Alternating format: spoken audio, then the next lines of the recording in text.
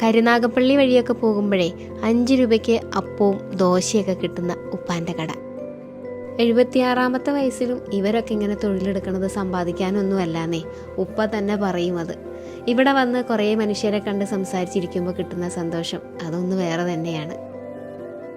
ഈ വീഡിയോ കാണുന്നവരെല്ലാവരും വരണം, വന്ന് ഇതുപോലെ അവരുടെ എൻ്റെ ആഹാരമൊക്കെ കഴിച്ച് നോക്കണം എങ്ങനെയുണ്ട്. 5 രൂപ കൊടുത്ത് അപ്പം നഷ്ടമാണോ, അത് ബീഫ് കറി 80 രൂപയ്ക്ക് മേടിച്ചാൽ നഷ്ടമാണോ എന്നൊക്കെ അവർ നോക്കണം.